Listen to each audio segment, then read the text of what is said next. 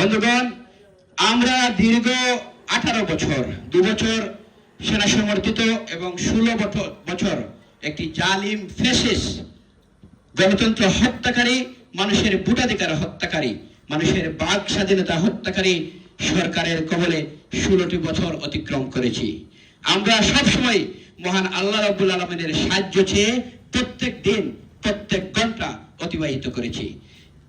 আমাদের উপরে এমন কোনো নির্যাতন নেই, এমন কোনো জুলুম নাই। প্রত্যেকটি নেতাকর্মীরা আমরা মামলা হামলা জর্জরিত ছিলাম। আমরা জেল কাটতে হয়েছে, আমরা রিমান্ডে নিয়ে আমাদেরকে নির্যাতন করা হয়েছে। আপনাদের এই এলাকার সন্তান ছিলেন এই এলাকার 3 আসনের অবৈধ এমপি। তিনি অবৈধভাবে এমপি নির্বাচিত হয়েছিলেন। উনিও অনেক নির্যাতন আমাদেরকে করেছেন, অনেককে এলাকার অনেককে মামলা হামলায় জর্জরিত করেছেন। আমরা ওনার কাছ থেকে এটা আশা করিনি। এরপরেও এই যেমন নেত্রী তেমন নেত্রীর নেতাকর্মীরা, আমরা শেখ হাসিনাকে খুব ভালো করে চিনি। কিভাবে চিনি?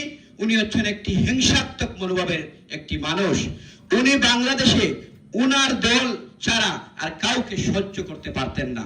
উনি বিরোধীদের মতবাদকে দমন করার জন্য এমন কোন ধরনের নির্যাতন থেকে বিরত থাকেননি। আমাদের প্রিয় নেতা এম ইলিয়াস আলী, আমাদের প্রিয় ভাই ছাত্রদলের সোনালী ফসল, ইফতেখার আহমদ দিনার, আনসার আলী, জুনেদ ভাইকে, আমাদের সিলেটের 4 জন সন্তানকে শেখ হাসিনার নেতৃত্বে গুম করে রাখা হয়েছে। কেন গুম করে রাখা হয়েছিল?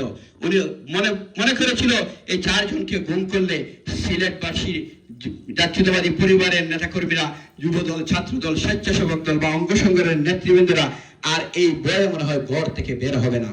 কিন্তু আপনারা সাক্ষী, আমাদের এই ধরনের গুম, খুন, হত্যা, নির্যাতন করেও জাতীয়তাবাদী দলের কোন নেতাকর্মীকে দমিয়ে রাখতে পারেনি। বন্ধুগণ, আমরা ঠিকই রাজ পেতেছিলাম। আমরা জানতাম আজকে আমরা যদি মিছিলে যাই, আজকে মিছিল থেকে ফেরার পথে আমাদেরকে গ্রেফতার করা হবে, আজকে আমাদের বুকে গুলি চালানো হবে, আজকে আমাদেরকে নির্যাতন করা হবে। তারপরেও আমরা মহান আল্লাহ রাব্বুল আলামিনের উপর ভরসা করে প্রত্যেক দিন কি মা বাবার দোয়া নিয়ে আমরা ঠিকই প্রত্যেকটি কর্মসূচিতে গিয়েছি। বন্ধুগণ, আপনারা সবাই গিয়েছেন। আজকে আমি অত্যন্ত আনন্দ লাগছে যে এত জুলুম নির্যাতনের পরেও কামালবাজার একটি ছোট্ট ইউনিয়ন, সেই ইউনিয়নের প্রতিনিধি সভার উপস্থিতি দেখে আমার গর্বে মনটা ভরে গেছে। আপনাদেরকে অসংখ্য ধন্যবাদ। আমাদের বিএনপির যারা নেতৃবৃন্দরা আছেন, আপনারা অনেক কষ্ট করেছেন দীর্ঘ 16 বছর। যুব দলের নেতৃবৃন্দরা, ছাত্র দলের নেতৃবৃন্দরা, স্বেচ্ছাসেবক দলের নেতৃবৃন্দরা, শ্রমিক দলের নেতৃবৃন্দরা, আপনারা সবাই অনেক কষ্ট করেছেন। এই কষ্টের ফসল কিন্তু আগামী দিনে আসছে। বন্ধুগণ, আমরা এটা বিশ্বাস করি মহান আল্লাহ রাব্বুল আলামিন আমাদের উপর যা হুকুম করে রেখেছেন তাই আমাদের ভাগ্যে থাকবে। আমরা এইরকম হয়েছে, আমাদেরকে নাকি পেলে গুম করে রাখা হবে, আমাদেরকে ক্রস ফায়ার করে মেরে ফেলা হবে। এরপরেও আমরা কিন্তু ভয় পাইনি। আমাদের কোন নেতাকর্মীরা ভয় পায় নাই, কারণ আমাদের ইমানি শক্তিটা ছিল সবচেয়ে বেশি।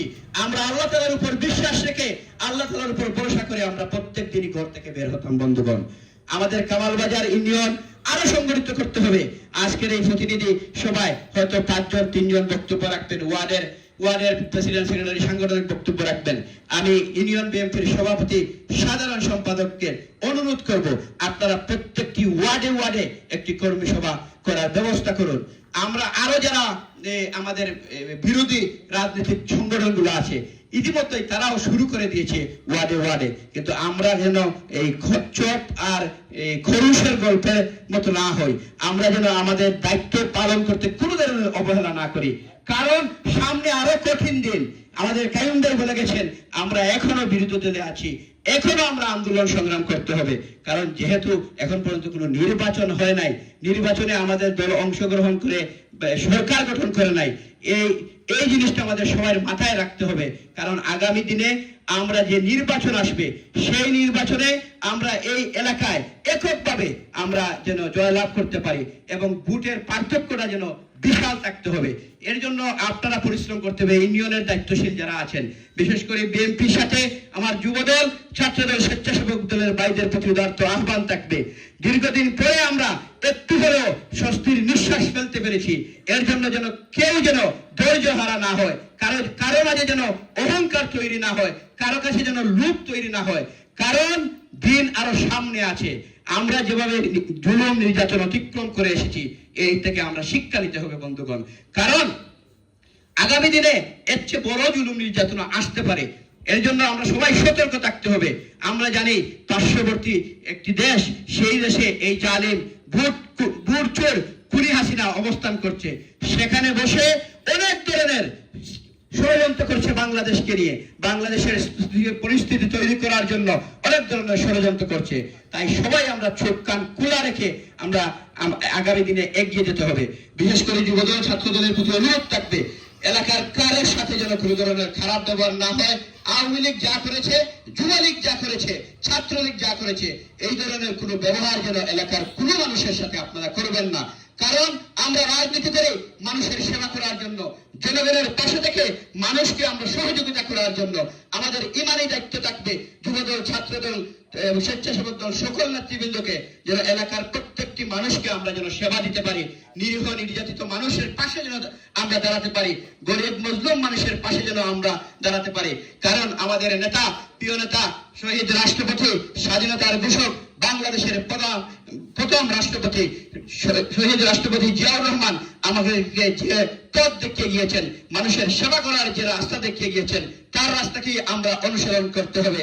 আমাদের প্রিয় নেত্রী, দেশনেত্রী বেগম খালেদা জিয়া দীর্ঘদিন ধরে যেভাবে এই দলকে গুছিয়ে নিয়ে, আমাদেরকে সাথে নিয়ে যেভাবে এগিয়ে গেছেন, আমরা ওনার হাতকে শক্তিশালী করতে হবে।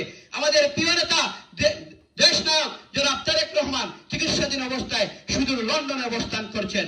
কিছুটা সুস্থ হওয়ার পরও উনি চেয়েছিলেন দেশে ফিরে এসে এদেশের জনগণের জন্য কাজ করতে, কিন্তু এই ফেসিবাদ জালেম শেখ হাসিনা আমাদের প্রিয় নেতাকে দেশে আসতে দেয়নি।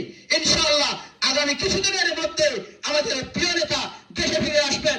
ওনার নেতৃত্বে আমরা একটি সুনির্ভর বাংলাদেশ গড়ে তুলব, যে বাংলাদেশে প্রত্যেকটি মানুষ হাসি খুশিতে থাকতে পারবে, ঘর থেকে নিরাপদে বাইরে যেতে পারবে, রাস্তাঘাটে নিরাপত্তা পাবে, এবং আমাদের স্কুল কলেজের ছাত্রছাত্রীরা স্বচ্ছন্দ বোধ করে লেখাপড়া করতে পারবে। কেউ গুম হবে না, কেউ নির্যাতিত হবে না, কেউ মামলা খাবে না।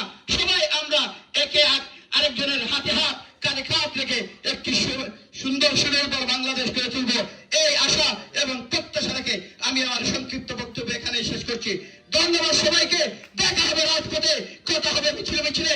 শহীদ জিয়া অমর হোক, দেশনেত্রী বেগম খালেদা জিয়া জিন্দাবাদ, তারুণ্যের অহংকার তারেক রহমান জিন্দাবাদ, এম ইলিয়াস আলী জিন্দাবাদ, বাংলাদেশ জাতীয়তাবাদী যুবদল জিন্দাবাদ, কামাল বাজার ইউনিয়ন বিএনপি জিন্দাবাদ। আসসালামু আলাইকুম। বন্ধুগণ, আমার আরেকটি মিটিং ছিল 9টায়। যদি আপনারা কিছু মনে না করেন, আমাকে অনুমতি দেন, আপনাদের কাছে আমি একটু বিদায় নিতে চাচ্ছি। আমি বলে যাচ্ছি আপনাদেরকে, আবারও আপনাদের সাথে দেখা হবে। আসসালামু আলাইকুম।